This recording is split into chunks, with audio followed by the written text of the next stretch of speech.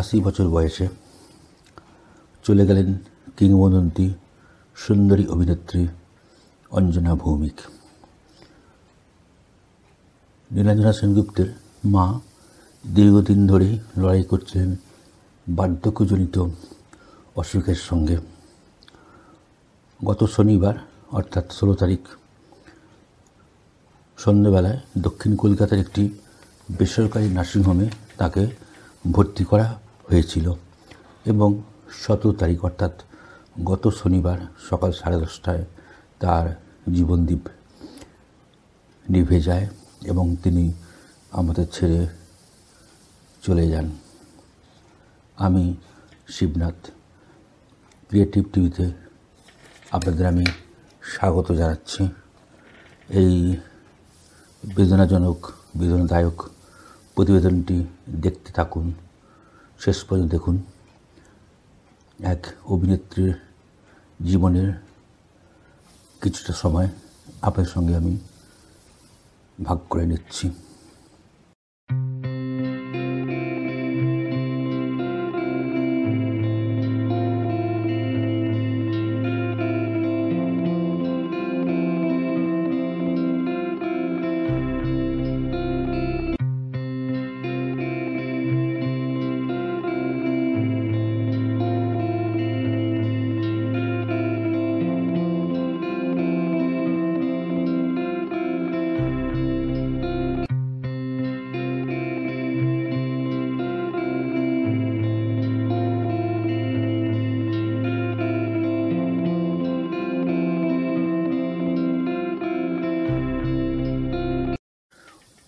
1944 সালের 30শে ডিসেম্বর কোচবিহারে জন্মগ্রহণ করেন অঞ্জনা ভৌমিক।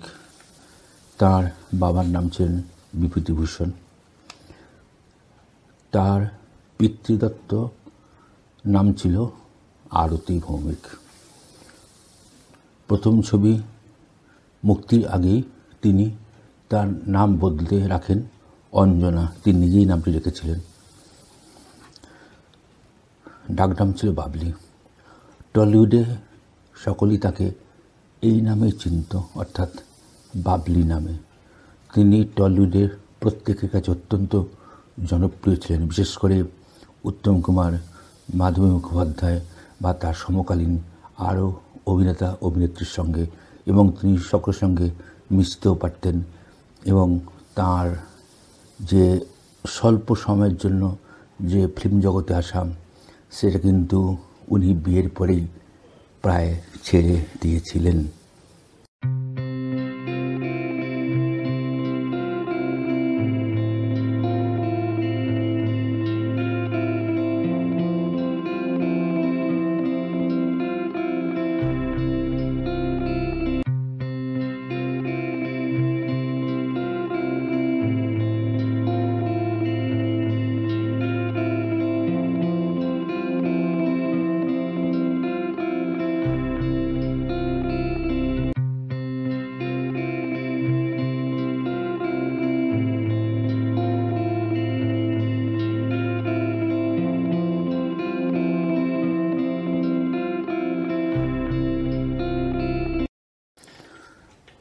কোচবিহারের সুনীতি একাডেমি থেকে 1961 সালে উনি উচ্চ মাধ্যমিক পাশ করেন।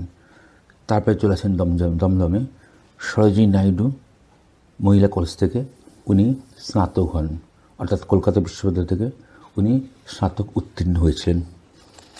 1964 সালে পীযূষ বসু পরিচালিত অনুষ্টুপ ছন্দ ছবিতে তার প্রথম আত্মপ্রকাশ, তখন তার বয়স মাত্র 20। প্রথম ছবি মুক্তির পরেই অঞ্জনা অত্যন্ত জনপ্রিয় হয়ে উঠেছিলেন, যদিও এই ছবিটিতে তার ভূমিকা কিন্তু নায়িকার বা হিরোইনের রোল ছিল না, তাতেও তার অভিনয় ডাক কেটেছিল। উত্তম কুমারের বিপরীতে তিনি বেশ কয়েকটি ছবিতে অভিনয় করেছিলেন, মানে 7টি ছবিতে আমাদের যে হিসাব তাই বলছে। চৌরঙ্গী, কখনো মেঘ, নায়িকা সংবাদ, রৌদ্রছায়া, রাজদ্রোহী, সুকোসারি উল্লেখযোগ্য।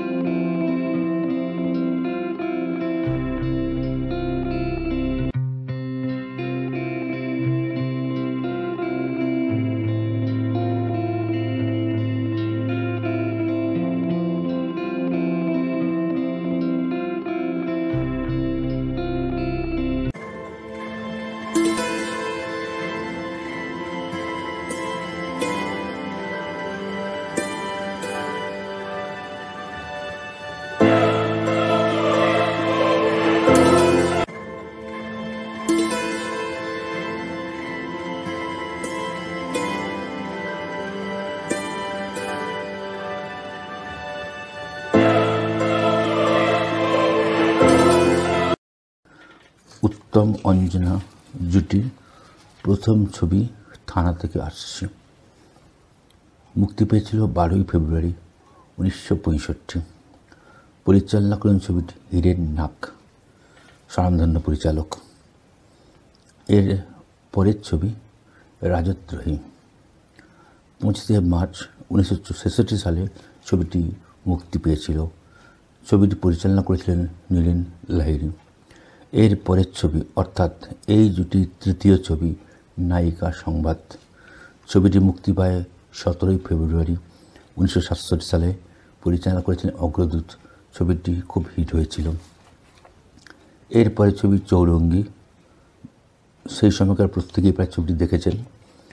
মুক্তি পেয়েছিল 20 সেপ্টেম্বর 1968। পরিচালনা করেছিলেন পিনাকি মুখার্জি। এর পরের ছবি কখনো মেঘ। মুক্তি পেয়েছিল 12 ডিসেম্বর 1968। পরিচালনা অগ্রদূত। এরপরে ছবি সুকসারি। মুক্তি পেয়েছিল 16 মে 1969। পরিচালনা করেছিলেন সুশীল মজুমদার।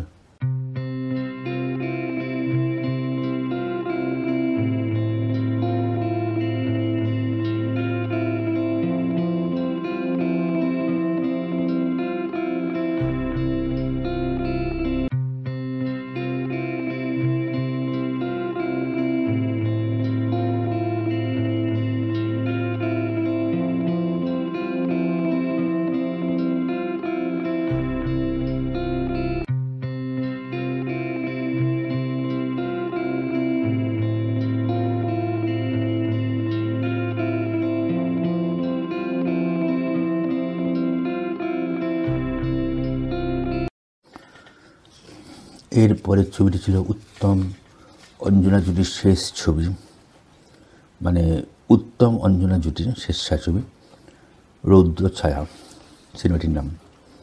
এটি মুক্তি পেয়েছিল সেপ্টেম্বরের 28 তারিখ 1973। পরিচালনা করেছেন শচীন অধিকারী। এটাই ছিল তার এই জুটির শেষ মুক্তি পাওয়া ছবি। এরা দুজনে মিলে মোট ছবি করেছিলেন 7টি। তার মধ্যে 4টি ছবি ছিল সিলভার জুবিলি, অর্থাৎ হিট, বক্স অফিসে সাফল্য পেয়েছিল। 2টি ছবি অ্যাভারেজ, অর্থাৎ মোটামুটি, মানে খরচটা উঠে এসেছিলো, তারপরে সামান্য কিছু লাভ ছিল প্রযোজকের। আর একটি ছবি ছিল ফ্লপ। তাহলে বলা যায় যে অঞ্জন ভৌমিকের কিন্তু অভিনয় প্রতিভা যথেষ্ট ভালো। আর তাঁর যে অভিনীত ছায়াছবির সংখ্যা হচ্ছে মোট 15টি। তার শেষ ছবি ছিল নিশি বাসর, মুক্তি পেয়েছিল 1987 সালে।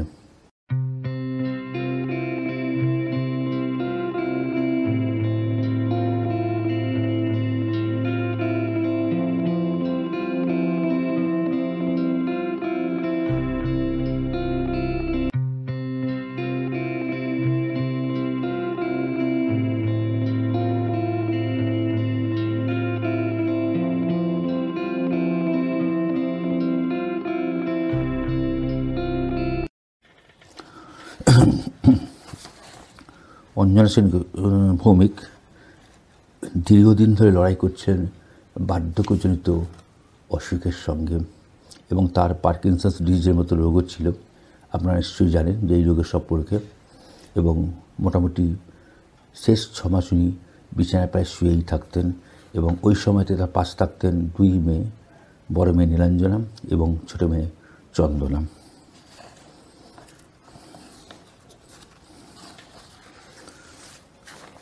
তার চিকিৎসাটা বেশি সময় হতো বাড়িতে, কলকাতার বাড়িতে। আর পাশে থাকতেন তার 2 মেয়ে, তার অত্যন্ত কাছে, অত্যন্ত ঘনিষ্ঠ, মাকে অত্যন্ত শ্রদ্ধা করতেন নীলাঞ্জনা এবং চন্দনা। এবং 2 মেয়ে এবং নীলাঞ্জনার জি সেনগুপ্তর একমাত্র কন্যা সারা, তারা কিন্তু অত্যন্ত মানে ভালো সম্পর্ক ছিল। ইভেন জি সেনগুপ্ত এর সঙ্গেও কিন্তু অঞ্জন ভৌমিকের সম্পর্ক ছিল খুবই মধুর এবং খুবই ভালো।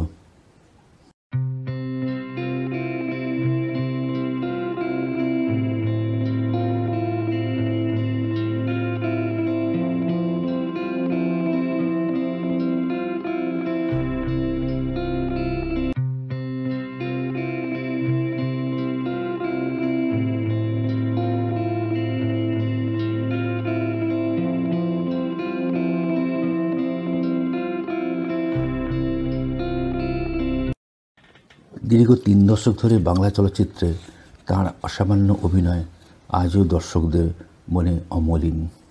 এখনও তার ছবি অনেকে সুযোগ পেলে দেখে নেন। তার অভিনীত উল্লেখযোগ্য চলচ্চিত্র হল নিশি বাসর, প্রথম বসন্ত, মহাশ্বেতা, নায়িকা সংবাদ, থানা থেকে আসছি ইত্যাদি। পশ্চিমবঙ্গ সরকার তাঁকে 2012 সালে বিশেষ চলচ্চিত্র পুরস্কার প্রদান করেছিলেন। এছাড়া তিনি আরও অনেক পুরস্কারে সম্মানিত হয়েছিলেন। তার মৃত্যুতে অভিনয় জগতের একটা অপূরণীয় ক্ষতি হলো। মাত্র 20 বছর বয়সে তাঁর সিনেমায় হাতেখড়ি। প্রথম ছবিটা আগেই বলেছি, অনুষ্টুপ ছন্দ। আর তার সঙ্গে যে উত্তম-কুমারের যে জুটি, তার যে রসায়ন, এটা কিন্তু সর্বত্রই প্রশংসিত।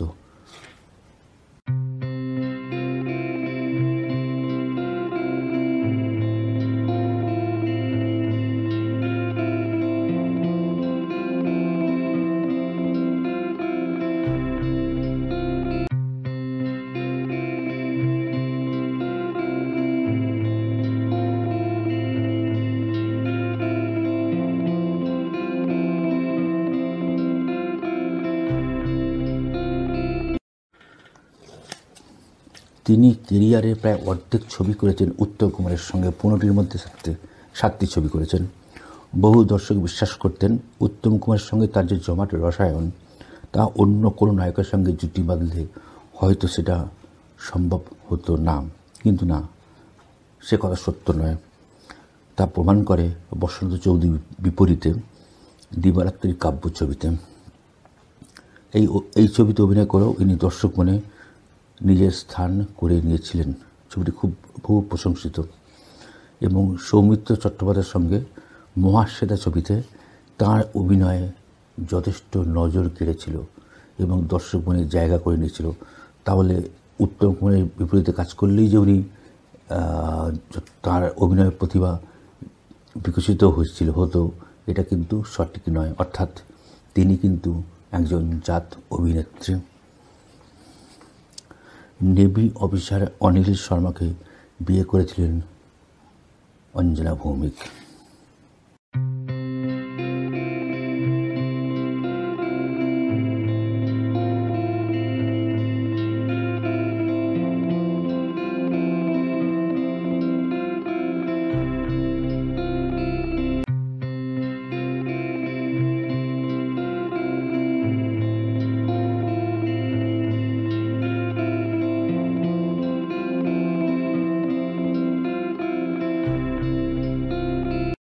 বিয়ের পর থেকে তিনি তাঁর স্বামীর সঙ্গে মুম্বাইতেই থাকতেন এবং অভিনয় জগৎ থেকে বিদায় নিয়েছিলেন। তাঁর 2 কন্যা, বড় নীলাঞ্জনা, ছোট চন্দনা, দুজনেই কিন্তু অভিনয় করেছেন। বড় মেয়ে নীলাঞ্জনা বিয়ে হয় অভিনেতা যিশু সেনগুপ্তের সঙ্গে এবং যিশু সেনগুপ্তের যে প্রযোজনা সংস্থা তার সঙ্গে এখন নীলাঞ্জনা জড়িত, অর্থাৎ সেই পরের সংস্থাটি এখন দেখাশোনা করেন নীলাঞ্জনা। এবং চন্দনা শর্মাও তিনিও অভিনেত্রী, এখনও যদি উনি অভিনয় থেকে অন্য কোনো খুব সম্ভবত প্রযোজনার সঙ্গে জড়িত। আর নীলাঞ্জনা যিশু সেনগুপ্তের একটি কন্যা সারা, তিনিও অভিনয় জগতের সঙ্গে যুক্ত হয়ে গেছেন।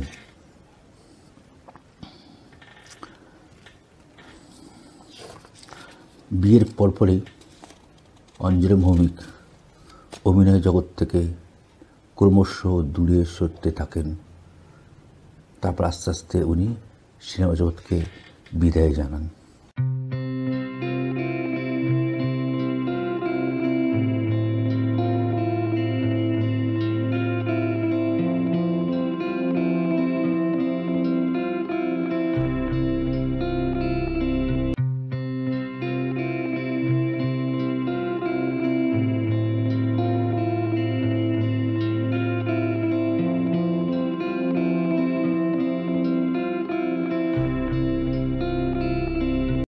তিনি বিশ্বাস করতেন দর্শকদের অপেক্ষা করার মধ্যে দিয়েই অভিনেতার সাফল্য, অর্থাৎ দর্শক অপেক্ষা করুক কখন তার ছবিটি রিলিজ করবে। এই যে অপেক্ষা করানোটাই, দর্শক ওয়েট করে আছেন যে তাঁর ছবি কবে রিলিজ হবে। এখানেই কিন্তু অভিনেতা বা অভিনেত্রীর সাফল্য, এটা উনি খুব মনে প্রাণে বিশ্বাস করতেন। যদিও 80-র দশকের পর থেকে তাকে আর কোনো দিনই পর্দায় দেখা যায়নি। 60 থেকে 80-র দশকে বাংলা সিনেমা ছিল তার উজ্জ্বল উপস্থিতি। এখনও বহু দর্শক মনে রেখেছেন তাকে। তাঁর এবং উত্তম কুমারের পর্দার রসায়ন দর্শকের কাছে ছিল খুবই জনপ্রিয়। অঞ্জনা বহু বছর ধরে ছিলেন অন্তরালে। 2 মেয়ে নীলাঞ্জনা এবং চন্দনা দুজনেই একসময় অভিনয় করতেন। নীলাঞ্জনা এখন টেলিপাড়ার সফল প্রযোজক। তার স্বামী অভিনেতা যিশু সেনগুপ্ত জুটি অভিনয় করছেন এবং করেও চলেছেন। কয়েক বছর আগে উমা সিনেমার মাধ্যমে টলিউডে অভিষেক হয় যিশু নীলাঞ্জনার বড় মেয়ে অর্থাৎ অঞ্জনার নাতনি সারার অভিনয় দেখে মুগ্ধ হয়েছিলেন অঞ্জনা ভৌমিক।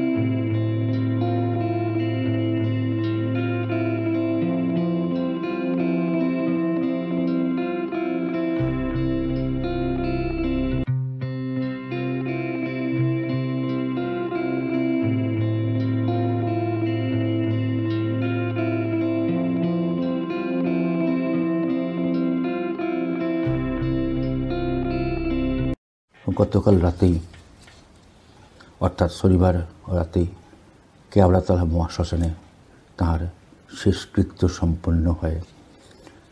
হাসপাতালে ভর্তির পর থেকেই সেনগুপ্ত পরিবার অর্থাৎ যিশু গুপ্তের পরিবার, তাঁর সমগ্র আত্মীয় স্বজন এবং টলিউডের একাধিক অভিনেতা অভিনেত্রী এবং পরিচালক অরিন্দম শীল, সুজিত মুখার্জির মতন ব্যক্তিত্বরা উপস্থিত ছিলেন। তাহলে আমি এই অনন্য প্রতিভাসম্পন্ন অভিনেত্রীকে ক্রিয়েটিভ টিভি চ্যানেলের পক্ষ থেকে শ্রদ্ধা এবং অত্যন্ত তার যে আত্মীয় স্বজন তাদের প্রতি আমাদের টিভি চ্যানেলের যে সমবেদনা এটা জানালাম। তিনি যেখানে থাকুন তার আত্মার শান্তি হোক, এটাই আমার একান্ত কাম্য। আজ এখানে এই পর্যন্তই। আশা করি এই প্রতিবেদনটি আপনাদের কাছে কেমন লাগলো একটু লিখে জানাবেন। নমস্কার, আপনারা সবাই ভালো থাকুন।